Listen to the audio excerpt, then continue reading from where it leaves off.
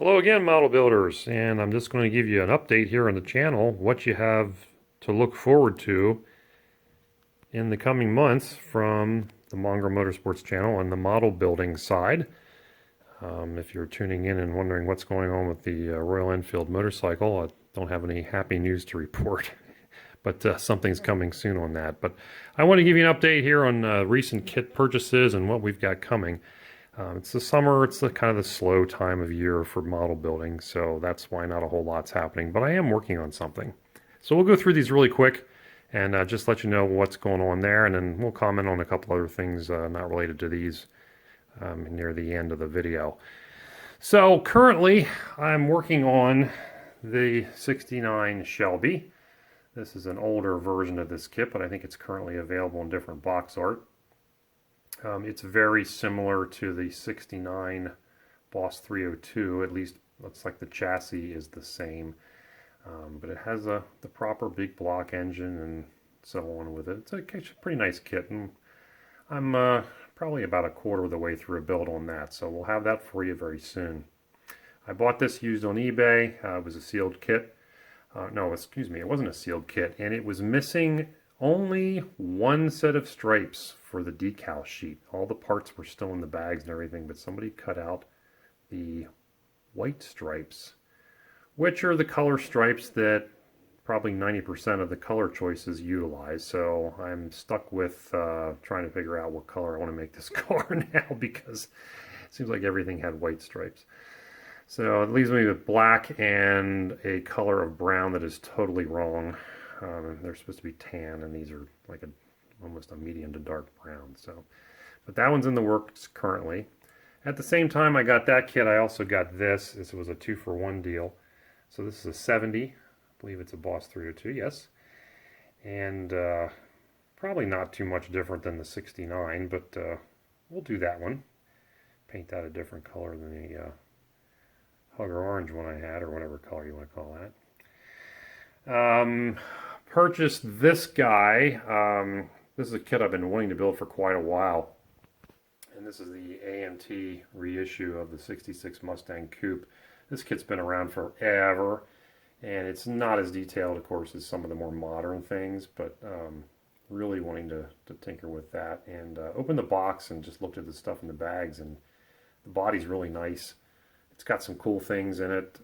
It's got some disappointing things in it. We'll go over that one when we get to that. Also picked up the 67 Fastback. I was debating between this one and this is the AMT, and the I think it's the Revell one, which is the 68 if I remember right. And I just think the ones I've seen, this one was a little bit better kit. Haven't picked a color for this one yet. I'm not probably going to do it in a Highland Green, because everybody wants to do that one. So I'm going to look at color choices and try to figure out what we're doing on that. Undecided. Got the Revell Bullnose Ranger pickup. This is a flare side model. And not sure on the color on this one either yet. This is a kit that I've read some reviews of that's got some potential fit problems, so that'll be maybe a little challenging to do that one. This kit's currently available. You can find these everywhere, eBay and Amazon and all that. But do watch your pricing on them. I've seen these things overpriced on some vendor sites. My local hobby shop actually had this for under 20 bucks, so be aware of that. And at long last, we're going to do a Mobius kit. I've been looking forward to doing one of these for quite a while.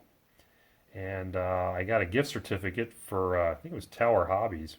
And so picked one that was in stock from there, and just randomly picked the 72. I didn't really have a preference.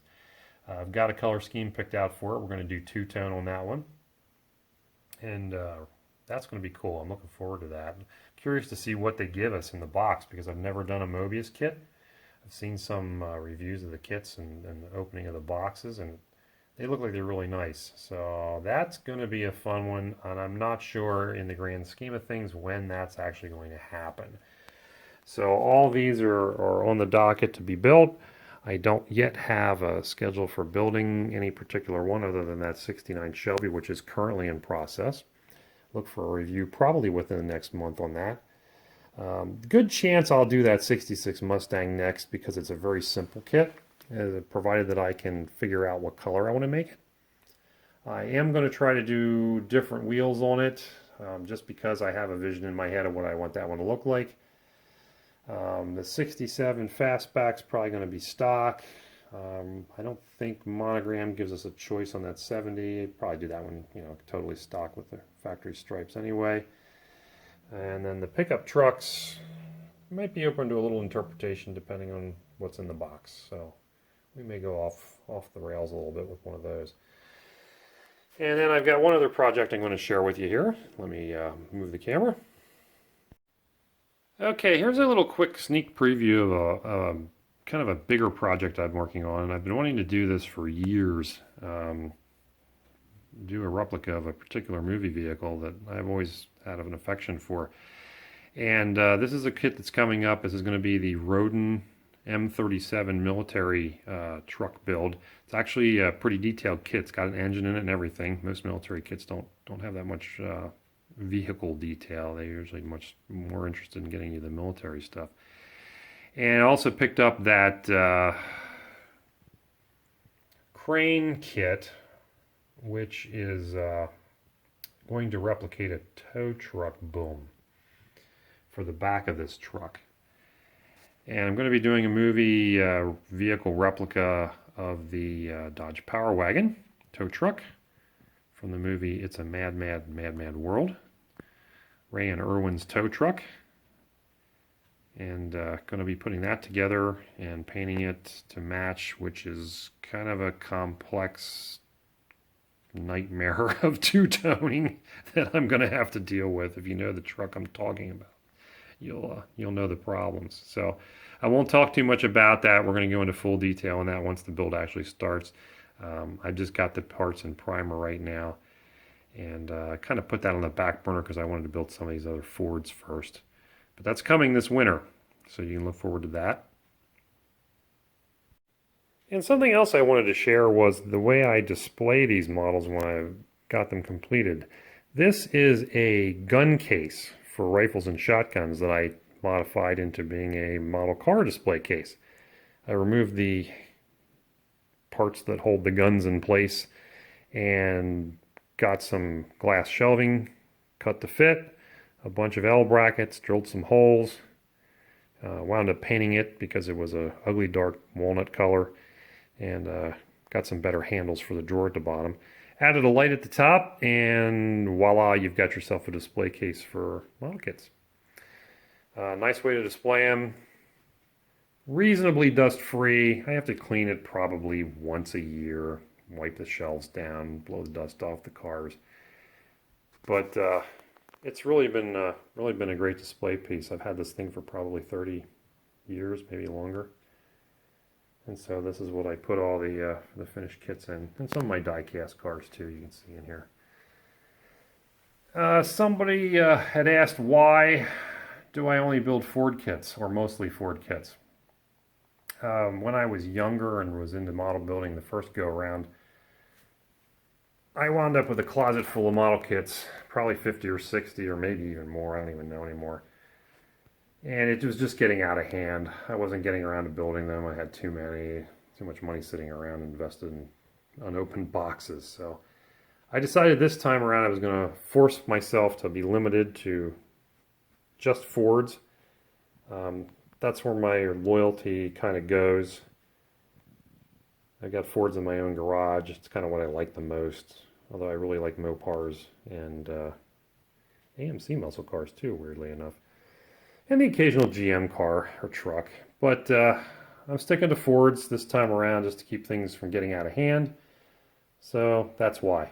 So if you like Ford stuff, this model building channel is probably for you. If you want me to build GM products, sorry, you're going to be disappointed. But I do the occasional other oddball thing if it's something that is meaningful to me, like the Jeep, and we're going to do that Power Wagon too. That's going to be a fun one. I got my General Lee Dukes of Hazzard in here that I built when I was, 15 years old. That thing's been around a long time. The Eleanor is a die cast, so don't want to take credit for that. And some of these other vehicles are just ones that I've got a close relationship with. The pickup, the Audi, the Subarus, it's all cars I've owned. So that's why they're in there. But I always wanted to give you a quick show of that, how you can display your kits once they're built, because you don't just leave them in boxes. You can't just stick them on the shelf because they get dusty and then they look like garbage. This is what I use to display my kits. So, quick update. Just want to let everybody know I'm still alive, still building. We'll have that Shelby for you here shortly.